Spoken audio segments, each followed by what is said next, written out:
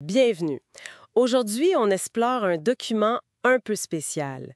C'est une note stratégique fictive, datée d'octobre 2030. Oui, exact. Puis elle imagine un scénario assez intense, l'effondrement systémique des États-Unis. Notre but, c'est de décortiquer ça, comprendre la chaîne d'événements, les forces en jeu, selon cette note-là. Tout à fait. C'est une hypothèse, mais ça nous force à réfléchir. OK, alors commençons par le début. Le catalyseur.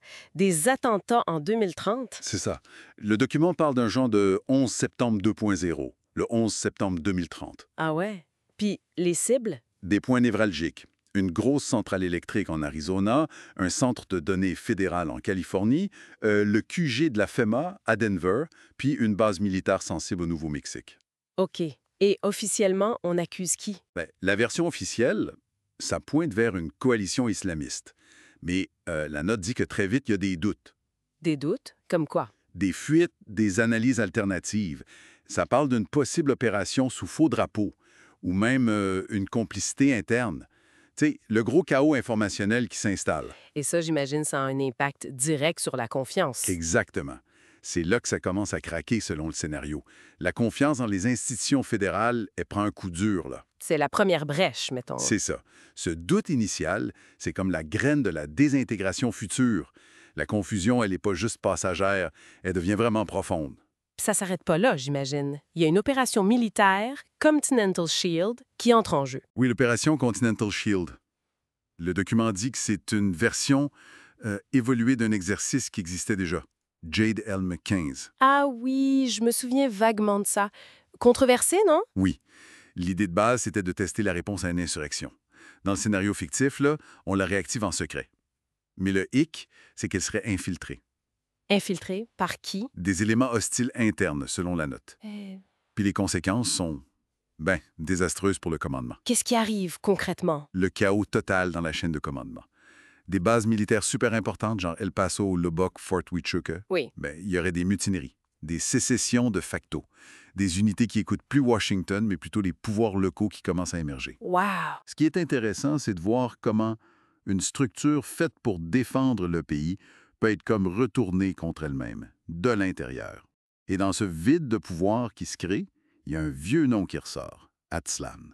C'est quoi ça, dans ce contexte? Aztlan, c'est ce territoire un peu mythique, ancestral, revendiqué par certains mouvements chicanos.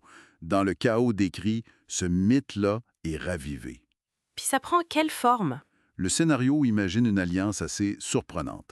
Des groupes militants comme le MECHA, qui est un mouvement étudiant historique, qui fusionnent avec des factions de cartels, comme Sinaloa. Des cartels? Oui, avec des militants. Oui, puis aussi des milices locales, certaines ONG. C'est un mélange hétéroclite qui profite du vide. Pour faire quoi? Ils proclament quelque chose. Une proclamation non officielle d'une république populaire d'Aztlan.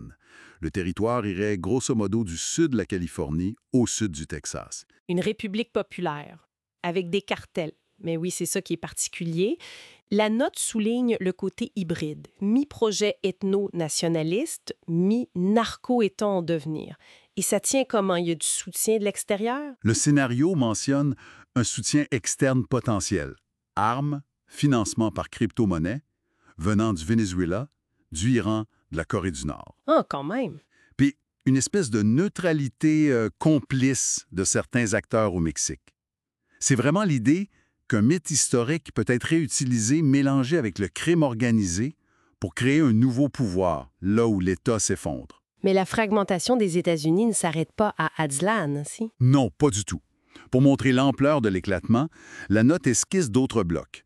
Un bloc californien-pacifique, plus techno, isolationniste, OK. et qu'une nouvelle confédération du Sud qui regrouperait des factions plus à droite, genre pro-fédéral, mais extrêmes, qui veulent garder un semblant d'ordre ancien. Et pendant ce temps-là, les alliés des États-Unis? Ça s'effondre aussi parallèlement. L'Union européenne serait paralysée par des cyberattaques massives, le Royaume-Uni se replie, Israël, face à ses propres problèmes, arrêterait sa coopération, surtout dans le cyber. Donc, c'est un isolement quasi total. Oui, ça montre la fragilité des alliances quand le pilier central s'écroule de l'intérieur, là. Fait que les conséquences géostratégiques finales d'après cette projection, c'est quoi? C'est apocalyptique, selon la note. Le dollar s'effondre complètement. Le troc, les cryptos deviennent la norme dans pleine zone. Puis le territoire américain lui-même. Il devient un terrain de jeu, un échiquier pour d'autres puissances. La Chine, la Turquie, l'Iran, la Russie. Qui essaie d'influencer les morceaux restants des États-Unis. Et l'arsenal nucléaire dans tout ça? C'est la question terrifiante, oui. Le contrôle des bases nucléaires, potentiellement isolées, contestées, c'est un risque majeur évoqué. On passe d'un monde unipolaire à un chaos multipolaire, mais sur le sol même de l'ancienne superpuissance. OK.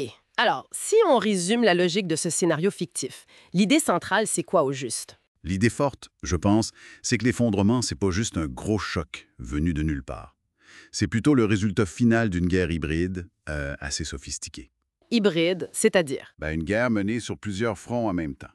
Le front de l'information, de la désinformation, le front de l'infiltration des structures de sécurité, puis le front de la manipulation des divisions sociales politiques qui existent déjà. Par qui? Par une combinaison d'acteurs internes et externes, selon la note. C'est ça le cœur du scénario. Ce qui nous amène à une question finale assez préoccupante, mettons. Absolument. Même si c'est fictif, ça nous pousse à nous demander c'est quoi la vraie résilience des nations modernes, même les plus puissantes, face à ce genre de stratégie? Oui, face à des stratégies qui visent pas direct la force brute, mais plutôt la cohésion sociale, la confiance dans les institutions, puis l'intégrité même du commandement. C'est une réflexion sur nos vulnérabilités actuelles, finalement.